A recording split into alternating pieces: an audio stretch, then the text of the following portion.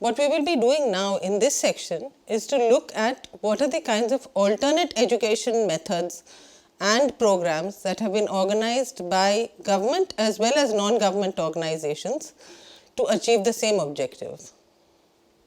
At the end of this session, the learner will be able to describe some of the important educational initiatives for deprived children, apply the core learning from the case studies to critique, modify or design educational programs for deprived children. When we talk of mainstream efforts, essentially we refer to formal schooling and the formal education system, where then children are expected to enter school, take exams and graduate from either school or college, and that is what we refer to as the mainstream education system, mainstream efforts. The mainstream efforts might be funded either by the government or by private organizations, but finally they result in children taking exams and going into the formal education stream. So primarily mainstream efforts are those that are taken by governments and are formal. There are oftentimes children who cannot enter the formal stream for various reasons, and therefore they remain out of school. And the efforts to reach those children take into account their specific situations, take into account why they have been out of school, why they could not enter school, and therefore there are alternate classes for them. And these we shall refer to as alternate educational initiatives, and that is what we shall be covering in this section. The educational interventions, as I pointed out, are planned to suit specific situations, and when we come to each initiative, we shall look at what specific situations warranted the setting up of separate schools or classes and so on. These examples have been taken out of a book called Out of School, the Abhiyan, and the efforts of various organizations, including the government, to bring out of school children back into school. There might be either problems in enrolling into school. I mean, for example, there might be occasions where children don't have birth certificates simply because they were not born in a hospital, and therefore the school might not give them admission. There might be situations where the child is working and therefore unable to go to school. I mean, the child might be grazing cattle, might be going into the woods with the parents, might to collect firewood. There might be various situations which prevent the child from joining school. The other situation is where the children drop out of school. That is, they leave school before they can complete, say, class 1, 2, 3, 4 or even later. And that situation is what we refer to as dropouts. In the first situation, what happens is that what we see is that there might be ways of enrolling children simply by overcoming the barriers to entry into school. Whereas in the second instance, it becomes a little more difficult to get them back into school, and therefore we need to have back to school campaigns with bridge courses. The bridge courses facilitate the entry of children into school.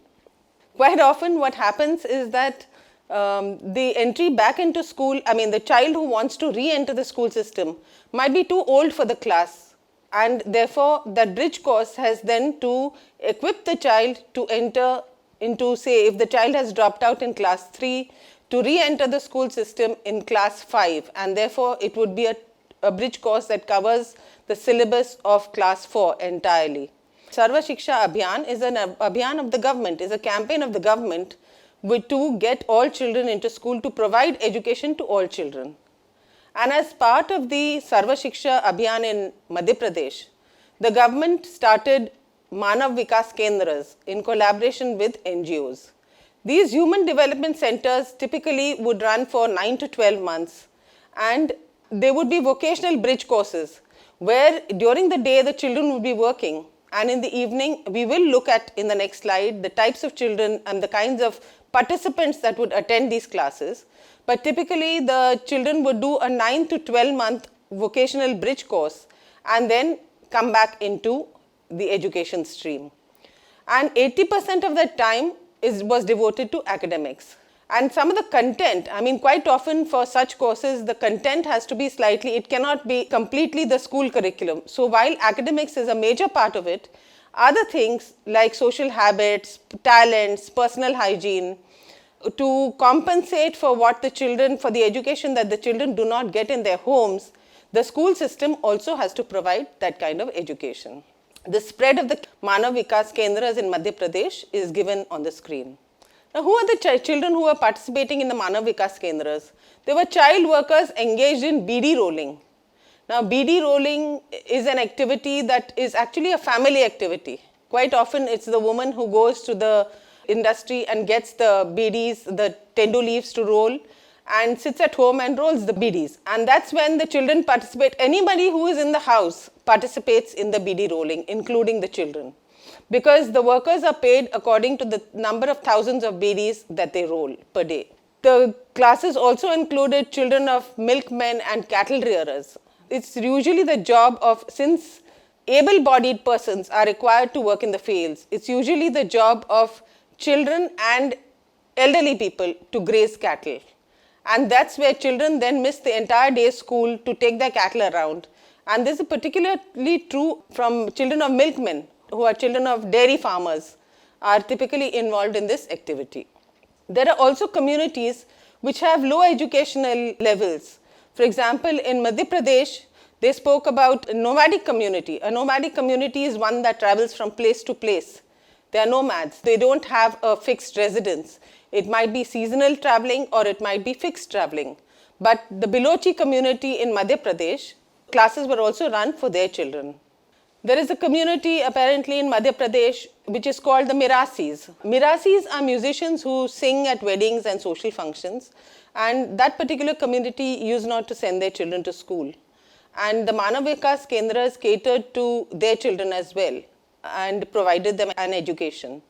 When we speak of children in conflict with the law, we are essentially talking about children who might have beaten up other children, children younger than 14 years, who might have beaten up our children who are younger than 14 years, other children, who might have, might have played truant from school, might be doing something on the roads, might have engaged in petty robbery and theft. And those kinds of children we refer to as children in conflict with the law. And the place where they are put is usually the remand homes in every district. And because in earlier times they used to be referred to as juvenile delinquents. And today we refer to them as children in conflict with the law because we do not want to label them as delinquent. The reason why we don't want to call those children who are in conflict with the law delinquent children, and the reason why the terminology has been changed, is because we believe in a reformatory system. We believe that people can change, people can give up their bad ways, people can change their habits, and therefore, since we believe in reform, we believe that children can change. And perhaps that they have become the way they are because of their circumstances, and that they've been pushed into doing things that they may not have done otherwise. And therefore, we refer to them as children in conflict with the law. Some of the centers that are run by NGOs and the government are residential centers, and some are non-residential centers. Now we look at organizations in Orissa and Andhra Pradesh that, with ActionAid as part of the Sarva Shiksha Abhiyan, have run 6-month residential schools.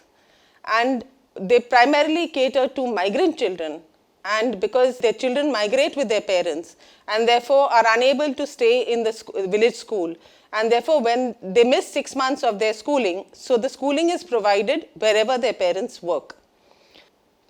It's interesting that in Andhra Pradesh, the migrants to Andhra Pradesh came from Orissa, and they were spread across Rangareddy, Medak and Nalgonda districts. And there was the issue of language, because the children came from Orissa and the schools in Andhra Pradesh were Telugu schools. The schools could not teach Odia, and therefore the teachers of the schools had to be brought from Orissa for this particular program. The participants were primarily migrant children of migrant brick kiln workers. Now, brick kiln, there is a big story about brick kiln workers that I'd like to share with you, because there are brick kiln workers all over the country, and we will be coming to some other schools that also cater to children of brick kiln workers. One of the things is that brick kiln work is seasonal. So, children of brick kilns are usually seasonal, and workers migrate from one state to another, in this case from Orissa to Andhra Pradesh. And the brick kiln owners pay some amount of money to the brick kiln workers so that they migrate. So the money is paid in advance in their districts of origin, and then they migrate, and they work through those 6 months, and then they go back to their villages at the end of those 6 months. It is a borderline kind of bonded labor that they engage in, because their labor is paid for in advance. They often don't get adequate facilities in the brick kilns where they live, when they migrate, and the conditions of living and working are very poor. They're subject to a lot of toxic fumes, because in the brick kilns they have to light fires and to fire the bricks, and that is when it's very back-breaking labor that they have to engage in. This is a similar group that works with brick kiln workers, but it is in Maharashtra, and the schools are called Bonga Shalas. And the organizers of these classes in Maharashtra are the Vidayak Sansad along with Sarva Shiksha Abhiyan.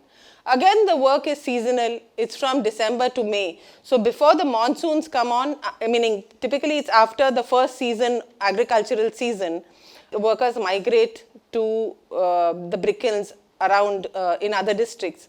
When the monsoons set in after summer, they come back to do agricultural work and to tend to their farms if they have them. The Bonga Shalas actually run primary school classes. I mean, the syllabus can be very different in different places. In the Bonga Shalas of Maharashtra, what is taught in the schools is actually the primary school syllabus of standard 1 to 4. And the teachers are in residence. They live there and they teach there. And the Vidayak Sansad, at that time that this book was written, had about 250 centers in 7 blocks of Thane district. And about 3,000 to 4,000 children participated in these classes. And quite often, occupation is very linked to the communities or the castes that the workers belong to. So, for example, in this case, there were children from 6 indigenous communities: the Varlis, the Katkaris, the Mahadev Kolis, the Malhar Kolis, the Thakurs, and the Koknas. One very important thing to look at here is, like I mentioned earlier, the brick kiln workers are often paid in advance and therefore are almost like bonded laborers. And the family itself is kind of bonded, where the entire family has to participate in the work that is carried out at the brick kiln.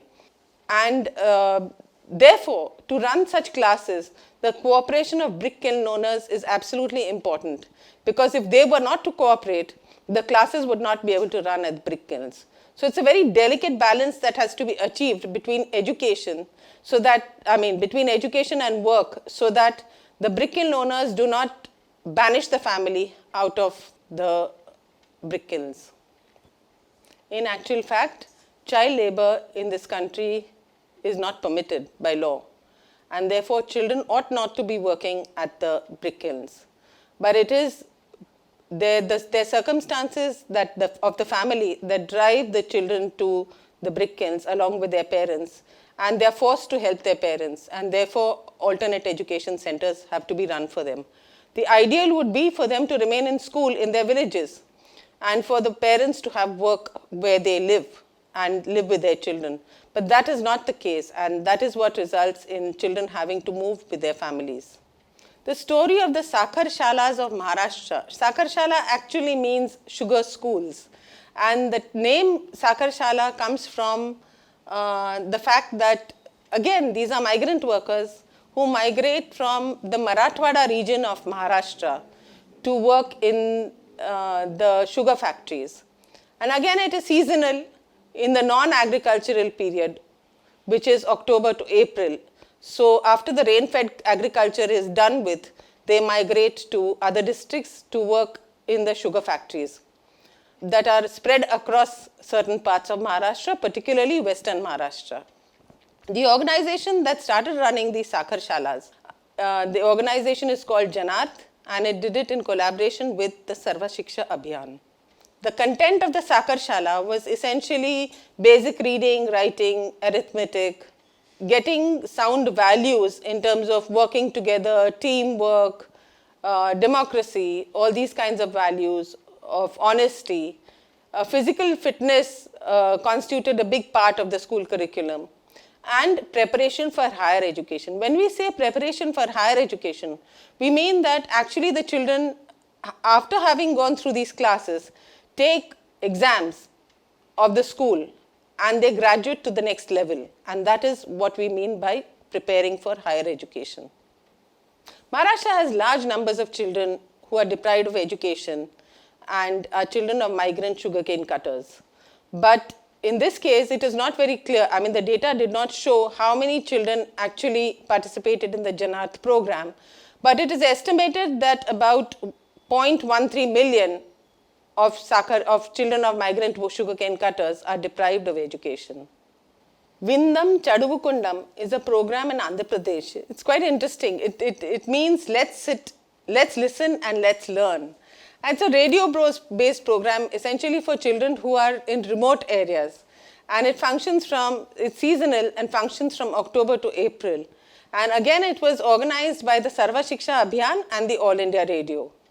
This is actually this program actually is quite interesting because it marks a departure from children having to attend classes, meaning, the formal structured classes that were like the ones we saw at the brick kilns or the sugarcane cutters, where there were actually teachers and classes and all. This is a little bit of a departure from that, where the power of the radio was used for education. The program was full of recitations, songs, stories, and so on. It was very interactive in the sense that although the radio is a one-way medium, the listeners would have been able to sing songs along with the program, would have been able to recite along with the radio program, and would be able to listen to stories and talks on the radio program. It was a 90 days program that was carefully designed to address both academic and motivational issues.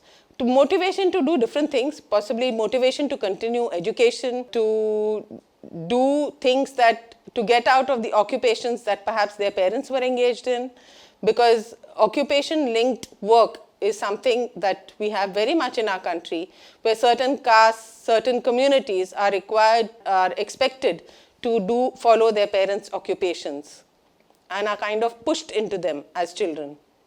The number of centers and the number of out-of-school children, because the medium of the radio, it's very clear, if you look at the figures here and the figures in the other slides, that the number of children reached through these programs and these centers were very many more than the other programs. I mean, there were a large number of children that were reached through these.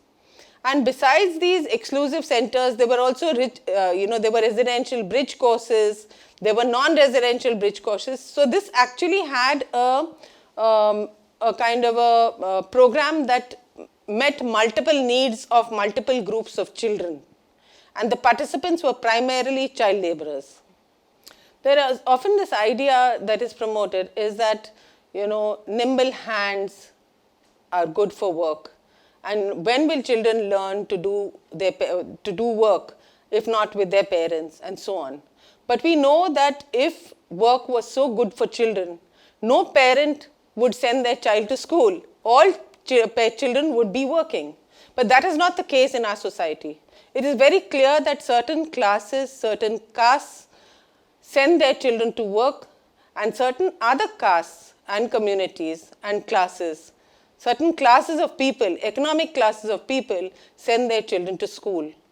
And at the end of the day, what happens is that the children who work end up in their parents' occupations or doing some other kind of menial work, and there is a certain class of people that develops that is always better educated and is engaged in intellectual work.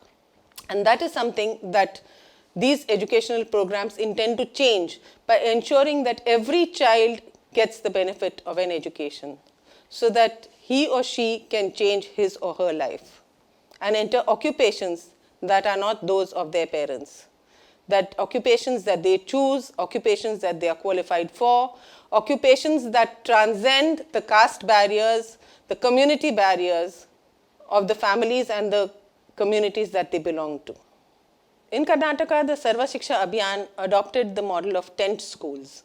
The tent schools ran for about 6 to 8 months, and they had a syllabus for children who were already enrolled in school, but at the same time, they were children of migrants, interstate migrants as well. And the bridge course material was supplied in 6 languages. So when I earlier spoke of catering to the needs of children in specific situations. We are talking here about customized education programs that cater to the needs of those specific children. So if children were migrating from different states in the country to Karnataka, in the 10 schools, the education was provided in 6 languages. There were 216 10 schools, and there were 6699 children enrolled in the 10 schools. And the districts that covered the 10 schools were Gulbarga, Bangalore, Bellare, Mysore, and Dharwad. Quite often, it's not as if the government can run these programs on their own. And in all the programs that I have referred to, non-government organizations, those interested in promoting education in society, those interested in ensuring that every child has the opportunity to go to school. When I speak of opportunity, I have missed out talking about opportunity costs. And when children enter a formal school system, it's very important that we consider the opportunity costs. If government schools are provided free, it's not as if children can just get up and go to those schools. Because the opportunity cost, when we refer to the opportunity cost, essentially what we are saying is that if the child is not earning and in school, there is a loss of wages, a loss of income that actually the parent is foregoing, the family is foregoing, and that is what we refer to as opportunity cost. And in the case of child labor, that opportunity cost is high. And that has to be met either through government support, through support of NGOs and other sections of the community. But it is primarily the government's responsibility to ensure that every child is educated. As we saw in the last section, the government is committed to providing education to every child. So if children cannot attend the regular school and they need to come to the tent schools and get back into the school system through bridge courses, the government has to provide the resources to compensate for the opportunity costs. In the 10th school, there were children of quarry work. Mining, actually, is very typical. Like I spoke about sugarcane and the brick kilns in certain parts. Similarly, in Karnataka, stone quarrying is very common, and Karnataka has iron ore mines, and therefore, and a lot of building activity. And therefore, these schools in Karnataka catered to child laborers, children of migrant workers, children engaged in building and road construction. There are large communities that migrate to build roads across the country. We talk about India developing its infrastructure, and that infrastructure is quite often developed by people who migrate, by communities that migrate to build our roads, our railways, our airports. And that migration comes at a cost to the family. And one of the costs that the family pays for is the education of their children. I mean, one of the costs that the family bears is the education cost of not educating their children. And that cost has to be compensated. What we have seen in this section is that if there is the intent to educate children and adults, then there can be no barriers. So it is possible to reach children however, whenever, to suit their specific circumstances so that they get an education and are able to re-enter the formal education system. And that is extremely important. It's not enough just to teach the 3 hours and so on. It is very important that children get the opportunity to re-enter the formal school system if they have dropped out, and to enter the formal school system if they have never been to school. And one of the things that we see here in this is that there are a variety of experiences that we have covered today of reaching unreached children. Children who live in difficult circumstances, children from families who migrate, children who have been educated at brick kilns, children who have been educated through the radio. And it's very clear that it is the intent to teach and the willingness to learn that is extremely important in achieving the objective of education for all. Thank you.